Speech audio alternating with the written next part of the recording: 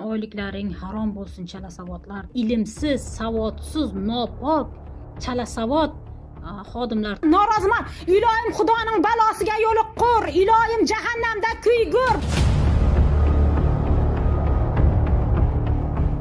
Bugun ijtimoiy tarmoqlarda har kim haqiqat haqida gapirmoqda. Ammo savol bitta: haqiqat uchun kurash ketyaptimi yoki shaxsiy manfaat uchun? Ba'zi odamlar ijtimoiy tarmoqlarda o'zini haqiqat tarafdori sifatida ko'rsatishga urinadi. Ammo haqiqat bu faqat baland ovoz yoki keskin chiqish emas.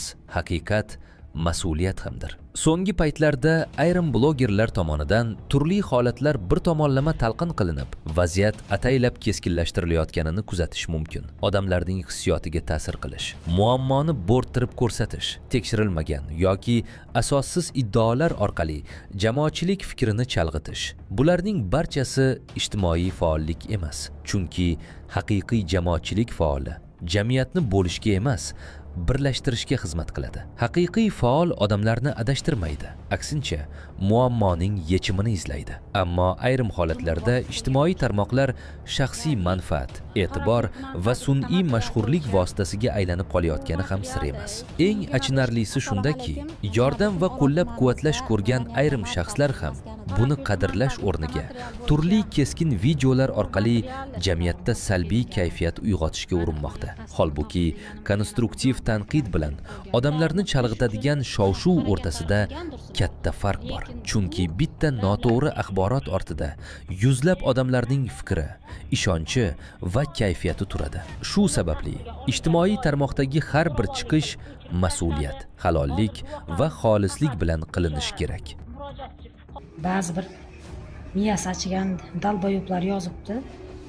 Onang eriga o'xshatdingmi men desam. Saidqulay Gulshod 2022-yilda ayollar daftariga olingan bo'lib, ushbu yilning o'zida ushbu ayolga subsidiya asosida qaytarib berilmaslik sharti bilan tikuv mashinasi Averlo berilgan. Bundan tashqari aynan shu 2022-yil ayollar jamg'armasi hisobidan 1,8 million so'm pul ham ajratganmiz. Shaxsan men o'zim o'sha paytlarda maktabgacha ta'lim mudiri bo'lib ishlaganman Olot tumanida. Saidqulay Gulshodni oilaviy sharoitini o'rgangan holda 3 nafar voyaga yetmagan farzandi borligini inobatga olib, ushbu ayolni aynan 27-maktabgacha ta'lim tashkilotiga biz ishga joylashtirganmiz. Lekin o'zlarining xohishlari bilan ushbu maktabgacha ta'lim tashkilotida ishlamasliklarini bildirib, ariza yozib, bu yerdan ishdan chiqib ketganlar. Aynan 2022-yil noyabr oyida qishloq xo'jalik mahsulotlari ham yetkazib berilgan. Bundan tashqari yoshlar yetakchisi tomonidan farzandlari Sodiq Davr Yusufovichga 6,950,000 so'm kontrakt to'lovlari ham to'lab berilgan. Tuman hokimi o'rinbosari Yangiyev tomonidan ushbu kishining farzandlarini issiq kiyim bilan ta'minlab berish choralari ham ko'rilgan. 2023-yilda Saidqulay Gulshod Bayramqulovaning kontrakt to'lovlari, ya'ni ayollar daftariga yana takroran olinib, 4,8 million so'm miqdorda kontrakt pullari ham mana shu biz tomonimizdan to'lab berilgan. Aynan shu yilning o'zida, yana 23-yil o'quv yili uchun ham 6,9 million so'm, yana farzandlari Sodiqov Davrbek uchun ham kontrakt pullari to'lab berilgan. 2023-yilda yana 1,2 million moddiy yordam hamda uy-joy ta'miri uchun 9 million miqdorda uy-joylarni ta'mirlab berishga mana shu Xotin-qizlar qo'mitasi tomonidan yordam berilgan.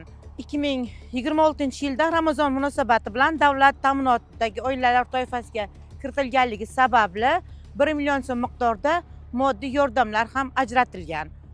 O'z o'rnini topib ketish uchun, oilaviy iqtisodiyotni yaxshilash uchun mana shuncha yordamlarni qilganmiz. Lekin jamiyatda har bitta insonning o'z o'rni bo'ladi. Biz davlat tomonidan shuncha yordam ko'rsatyapmiz, buning shukronasi ham bo'lishi kerak. Masalan, yaqinda shu 2026-yilning yaqin fursatda aynan shu kishi yana 27-maktabgacha ta'lim tashkilotiga psixolog lavozimiga ishga joylashtirildi. Doimiy mana efirlar orqali chiqishlarda norozilik kayfiyatda bo'ladilar. Birinchidan biz o'zbek ayolimiz, onamiz, har birimiz shukronalik ruhida yurishimiz, shukronalik ruhida farzandlarimizni tarbiyalashimiz kerak. Men faqat bitta narsaga baho bermoqchimanki, jamoatchilik nomi ostida berilgan mana intervyular, berilgan chiqishlar jamoa fikri bo'lishi kerak u yerda, jamoaning muammolari bo'lishi kerak. Ko'proq qismi, aynan 90% jamoatchilik fikri asosida deb aytiladi-yu, lekin shaxsiy masalalar ko'tarilmoqda bugungi kunda. Ijtimoiy jihatdan nochor oilalar kam emas. Nafaqat Bayramqul va Gulshodga, biz qator ayollarga mana shunday imkoniyatlar, mana shunday yordamlar beramiz. Men jamoatchilikka nima demoqchiman? Faqatgina siz tanganing bir tomonini ko'rmang, ikkinchi tomonini ham ko'ring. Chunki bunaqa ayollarga biz qator yordamlar ko'rsatib kelmoqdamiz bugungi kunda.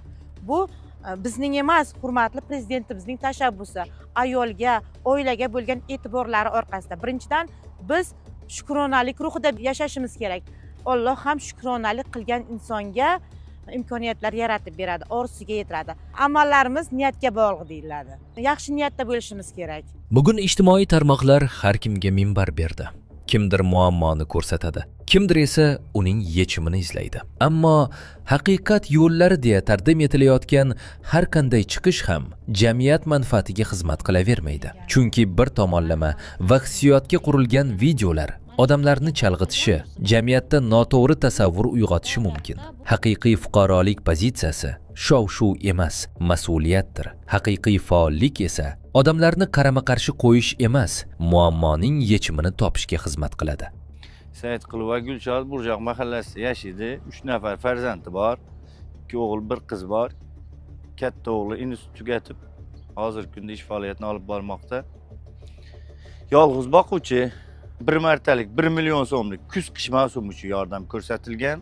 2026-yil mart oyida 412 ming so'm oziq-ovqat uchun, 2 million 60 ming so'm kiyim-kechak uchun yordam ko'rsatilgan. 1-2 martalab oziq-ovqat mahsulotlari homiylar tomonidan yetkazilgan. 25-yil iyun oyida ijtimoiy reyestrga olingan bo'lib, 277 ming bola nafaqasi to'lanadi. Hozirgi kunda ham olib kelmoqda.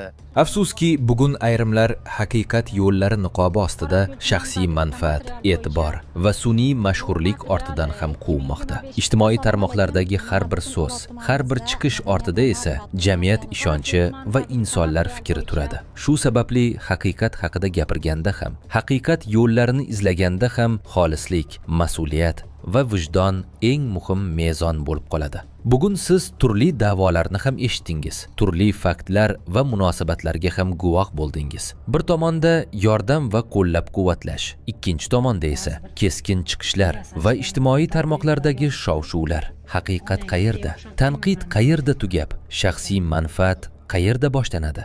Bu savollarga eng xolis bahoni vaqt va jamiyatning o'zi beradi. Biz esa oxirgi xulosani o'zingizga qoldiramiz, hurmatli tomoshabin.